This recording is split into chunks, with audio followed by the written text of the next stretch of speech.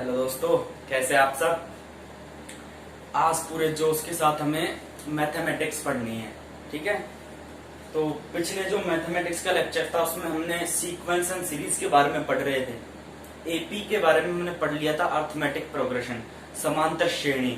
आज हम पढ़ेंगे ज्योमेट्रिक प्रोग्रेशन, जीपी मतलब गुणोत्तर श्रेणी। ठीक है, तो उसकी जो दूसरी श्रेणी पढ़ने वाले हैं हम, दो श्रेणी मैंने नाम लिया था। एक समांतर श्रेणी जो मैं पढ़ा चुका हूं, गुणोत्तर श्रेणी मतलब ज्योमेट्रिक प्रोग्रेशन। ठीक है, अच्छी तरीके से पढ़ना है, इसके क्वेश्चन भी कराऊंगा नेक्स्ट लेक्चर में। फिलहाल आज अपन करेंगे इसके फॉर्मूले, क्या होती है गुणोत्तर श्रेणी। ठीक है, समझा देता हूं एक एक करके। देखिए, हमने समांतर श्रेणी में क्या पढ़ा था।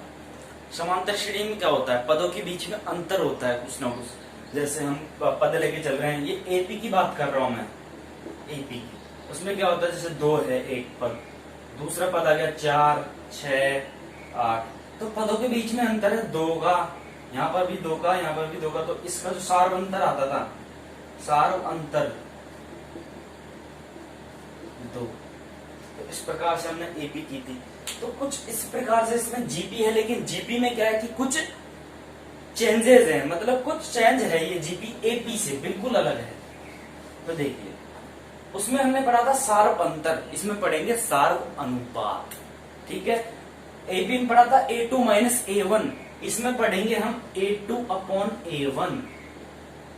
ठीक है, तो अब मैं लिखवा देता हूं एक एक फॉर्मूला। ठीक है, तो देखिए, पहले मैं डेफिनेशन बता देता हूं। गुणोत्तर श्रेणी की डेफिनेशन क्या होती है, ज्योमेट्रिक प्रोग्रेशन की जो डेफिनेशन है वो क्या होती है कि ऐसा सीक्वेंस जिसमें दो लगातार पदों का अनुपात समान होता है। जैसे कि माना, सबसे पहली बात हम कर रहे हैं, माना, स्टार डाल के लिखिए, माना A1, A2, A3, A4 dot dot dot गुणोत्तर श्रेणी में है।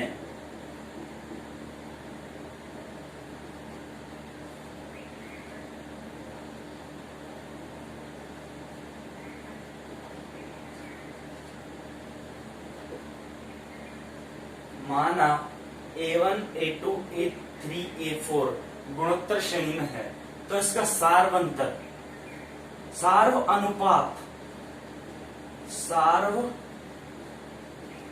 अनुपात, इसको इंग्लिश में बोल देते हैं कॉमन रेडियो रेशियो। ठीक है, रेशियो। ठीक है, बात समझ में आ गई।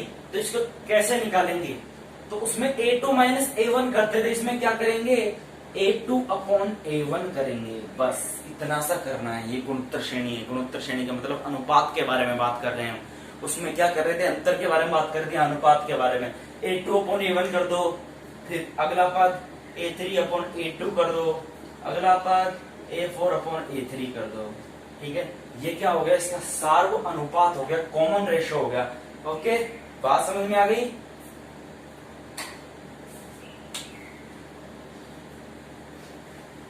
देख लीजिए आराम से।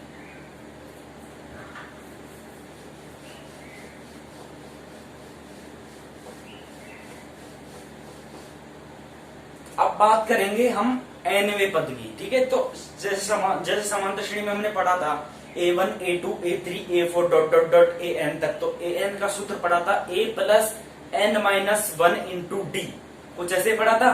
तो इसमें भी एक सूत्र होता है, फॉर्मूला होता है किसका, nवें पद का। तो वो बता देता हूं वो क्या होता है। ठीक है, गुणोत्तर श्रेणी, गुणोत्तर श्रेणी किससे दर्शाते हैं, जीपी। ठीक है, उसमें हम AN से पढ़ रहे थे, इसमें GN से पढ़ लेंगे। ठीक है, बात समझ में आ गई, कोई दिक्कत तो नहीं है। ज्योमेट्रिक मीन, उसमें अर्थमेटिक मीन था, इसलिए AN AP पढ़ रहे थे, इसमें GN से पढ़ लेंगे। तो ठीक है, तो यदि दूसरा फॉर्मूला, यदि कोई गुणोत्तर श्रेणी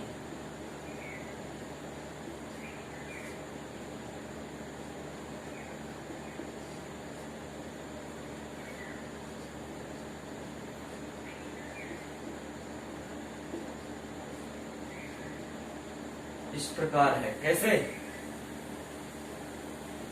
A1 है उसका पहला पद, दूसरा A2 है, तीसरा A3 है, डॉट डॉट डॉट AN तक है। ठीक है, तो इस प्रकार से गुणोत्तर श्रेणी है। तो GP का nवा पद, ठीक है, इसको TN से भी दर्शा सकते हैं हम, जैसे TN टर्म, ठीक है, तो हम TN से दर्शा देते हैं, कोई दिक्कत नहीं है। तो TN जैसे उसमें N से दर्शाते, इसमें TN is equal to A प्रथम पद, कॉमन रेशो R से दर्शाते हैं, ठीक है, और यहाँ पर N माइनस, ठीक है। ये इसका सिंपल सा एक फॉर्मूला हो गया किसका, Nवें पद का। यहाँ पर A क्या है,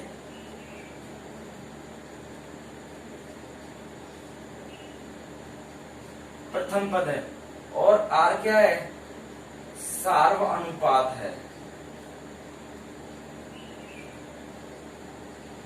क्लियर है, A क्या है, प्रथम पद है, और R क्या है, सार्व अनुपात है। ठीक है, क्लियर है ना, नोट कर लीजिए, ये इसका nवां पद हो गया। ओके,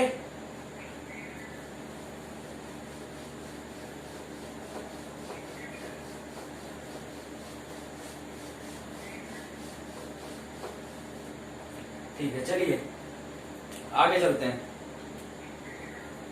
अब देखिए,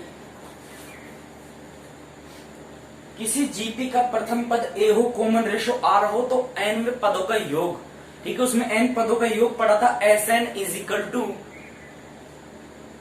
एन बाई 2 कोष्टक में 2a plus N minus 1 into D, ये पढ़ा था एपी के अंदर। इसके अंदर हम पढ़ेंगे, यदि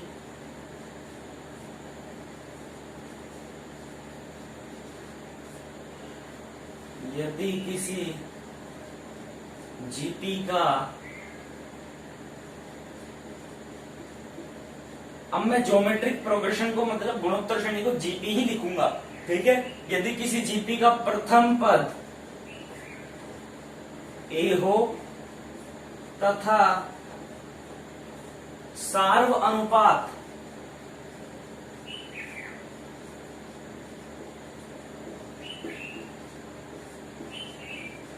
आर हो, तो एन पदों का योग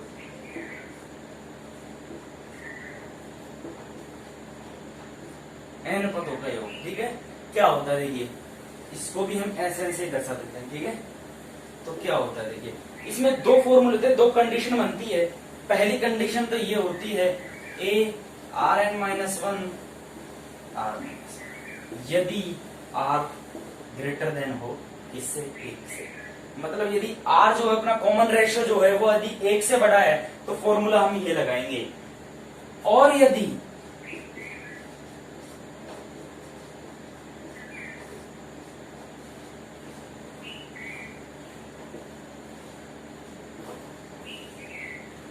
आर एक से छोटा है तो हम ये फॉर्मूला लगाएंगे, ठीक है। दो फॉर्मूले होते हैं इसके योग के, पहले हम आर निकालेंगे, कॉमन रेशियो निकालते हैं अपन, ठीक है। वो निकालना मैं क्या सिखाऊंगा, एग्जाम्पल में सिखाऊंगा, ठीक है। अपन क्वेश्चन करेंगे जब निकालना सिखाऊंगा कि कैसे कॉमन रेशियो निकलता है। अपन फॉर्मूला तो पढ़ ही चुके हैं, A2/A1, ठीक है। अनुपात निकालते हैं, जो कॉमन रेशियो जो होता है, यदि वो एक से बड़ा आता है तो योग पूछा है तो हम ये वाला फॉर्मूला पुट करेंगे, और यदि एक से छोटा आता है कॉमन रेशियो तो हम ये वाला फॉर्मूले में पुट करेंगे, ठीक है। क्लियर है चीज, ओके। नेक्स्ट फॉर्मूला जो मैं दिखाने वाला हूं वो नोट कीजिए,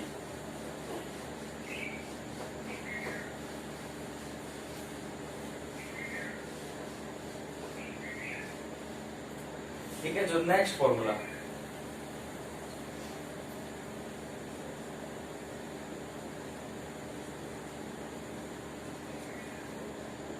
जीपी के अनंत पदों का योग, ये इसमें नया फॉर्मूला है।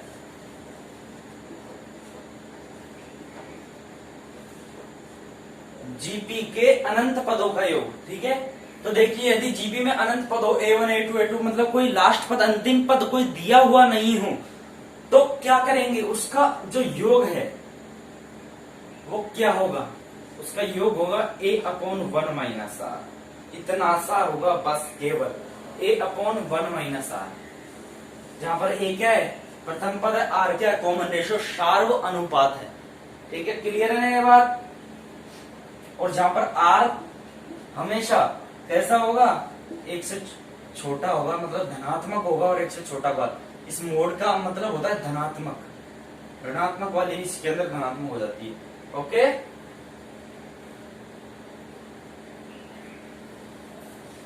अब इंपॉर्टेंट अपॉन ये आगे होगा कि आपके हो गए फॉर्मूले, योग का हो गया, एनवे पद का हो गया, कॉमन रेशियो समझा दिया, प्रथम पद कैसे निकालते हैं, वो कॉमन रेशियो कैसे निकालते हैं वो समझा दिया। ठीक है, अब जो इंपॉर्टेंट जो फॉर्मूले हैं जो इसके अंदर पूछे जाते हैं, क्वेश्चन जिनके ऊपर बनेंगे वो मैं बता रहा हूं। ठीक है, एक एक करके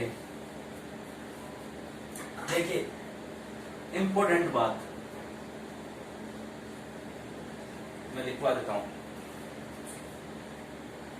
किसी जीपी के प्रत्येक पद में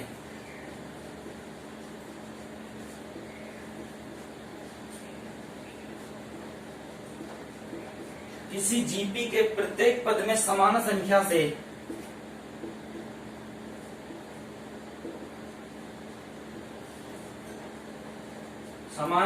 से गुणा तथा भाग करने पर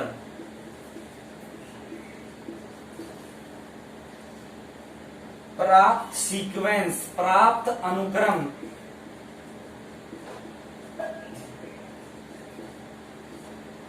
जीपी में होता है।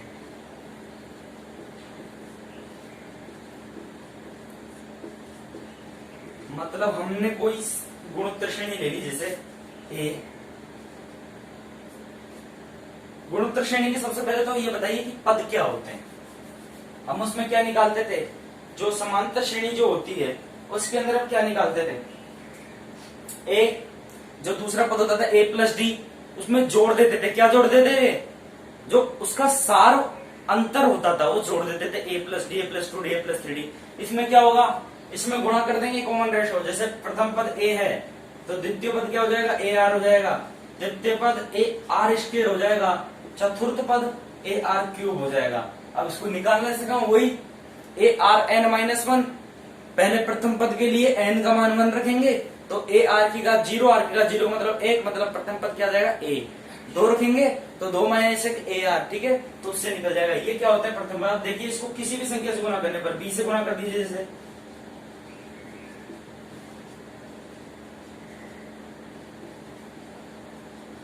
तो ये भी क्या है गुणोत्तर श्रेणी में, भाग दे दीजिए।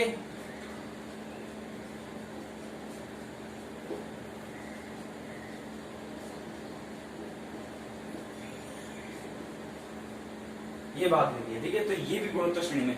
तो किसी जीपी के प्रत्येक पद में समान संख्या से गुणा तथा भाग करने पर प्राप्त अनुक्रम भी जीपी में होता है।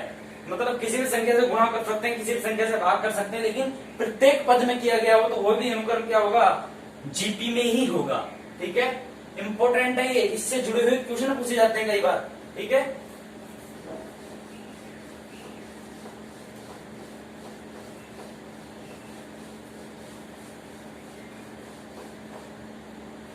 नेक्स्ट जो फॉर्मूला है,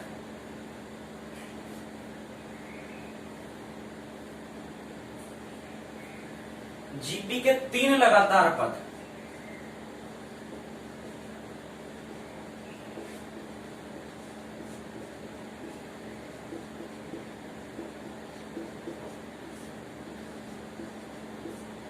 हमने एपी के भी लगातार पद पढ़े थे। क्या होते हैं 3 लगातार पद एपी के, alpha minus beta, alpha alpha plus beta. इसमें 3 लगातार पद क्या होते हैं, अल्फा अपॉन बीटा, अल्फा और अल्फा बीटा। ठीक है, अब पढ़ेंगे हम जीपी के 4 लगातार पद।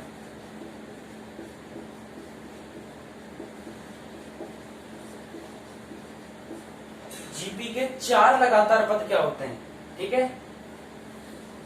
Alpha upon beta cube, alpha upon beta, alpha beta और अल्फा बीटा क्यूब। ठीक है, ये क्या होते हैं, जीपी के 4 लगातार पद। अब पढ़ेंगे हम जीपी के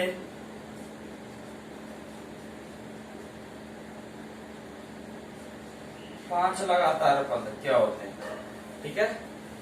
तो जीपी के जो 5 लगातार पद होते हैं, देखिए alpha upon beta square, alpha upon beta, alpha, alpha beta और अल्फा, अल्फा बीटा स्क्वायर, ठीक है।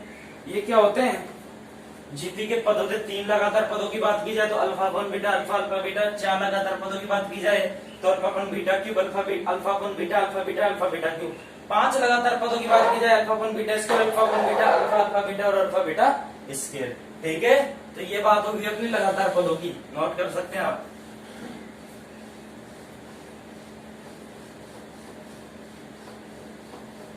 अब इंपॉर्टेंट चीज,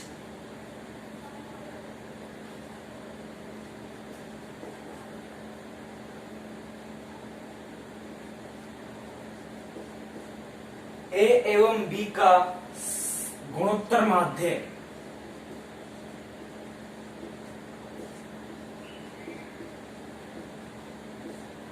मतलब ज्योमेट्रिक मीन, ठीक है, जिसको जीएम बोलते हैं अपन, ज्योमेट्रिक मीन। जैसा समांतर माध्य क्या बोलते थे, अर्थमेटिक मीन, इसको ज्योमेट्रिक मीन। तो क्या होता है इसका, उसमें क्या होता था a प्लस बी अपॉन 2, इसका क्या होता है रूट ए बी, ठीक है। इंपॉर्टेंट फॉर्मूला ये भी, ठीक है, इससे भी जुड़े क्वेश्चन पूछ जाएंगे, ठीक है।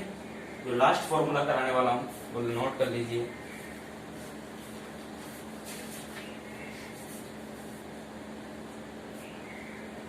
ठीक है,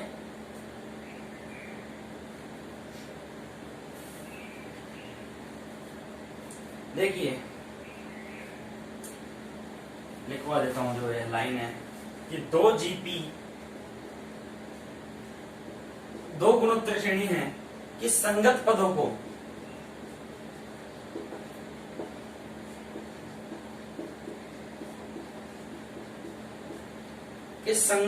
को गुणा या भाग करने पर